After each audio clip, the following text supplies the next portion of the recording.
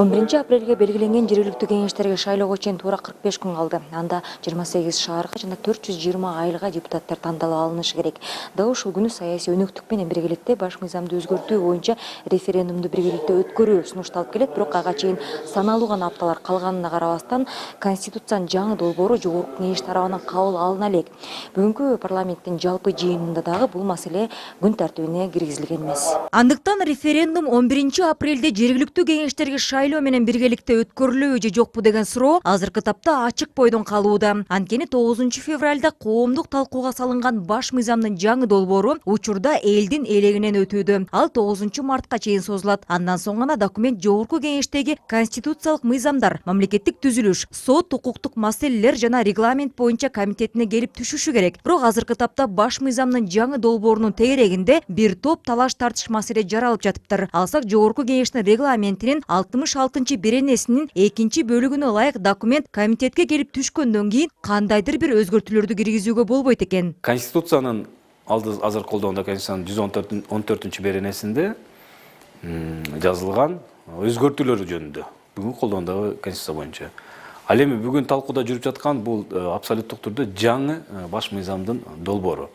Ошондуктан кээ бир талаш тартыштар бар маселелер. Коомдук талкуу жыйынтыкталгандан кийин дагы бир тегерек стол, дагы бир жыйын өткөрүп, ошол жерде дагы мындайча айтканда келечектеги процедураларды тактап, кээ бир коомчулукту кызыктырган, маалымат каражатты кызыктырган суроолор боюнча так жоопторду алып алсак туура болот деген ойдомун. Мындан тышкары депутаттардын айтымында баш мыйзамдын жаңы долбоору боюнча Конституциялык палата тарабынан оң же терс корутунду чыгарылышы керек. Бирок эл өкүлдөрү Конституциялык палата кандай гана жыйынтыкка келбесин, документтин жалпы концепциясы референдумга чыгарыла бериш керек деген пикирлерин айтышууда. Парламент жок өзүм карайм десе, ал анда 2 айлык мөөнөт менен анан өзүнүн карамагына алып алып через комитеттер аркылуу өткөрүш керек эле.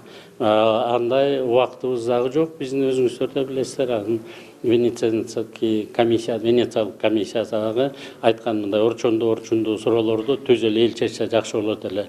Азыркы парламенттин кичине убактысы тарыраак. Биздин өлкө башчысы айтып калды, ушу 11 апрелде өткөрсөк туура жакшы болот эле деп. Биз унутпашыбыз керек да 30% деген порог бар да. Бөлөк бирде шайлообуз да жок, бирок референдумубузда порогторубуз бар.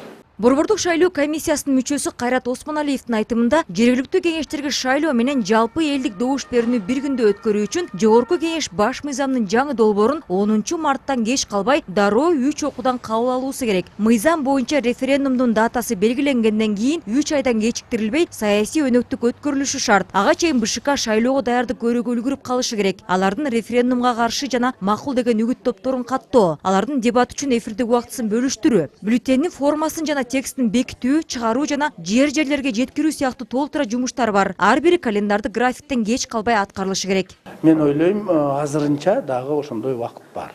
Жетишсе болот. Мен ойлойм, эми азыр бул жумада, эмки жумада көрөсүң, мүмкүн эртеңки жумада, эртеңки отурумда мүмкүн күн тартибине кирип калабыз.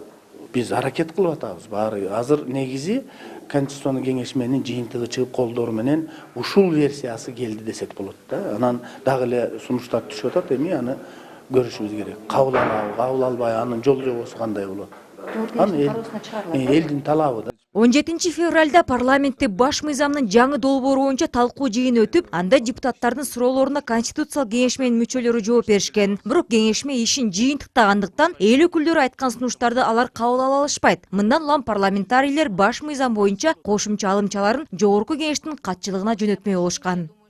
Нурзада Сыдыкбекова, Владимир Кулбалдиев, НТС.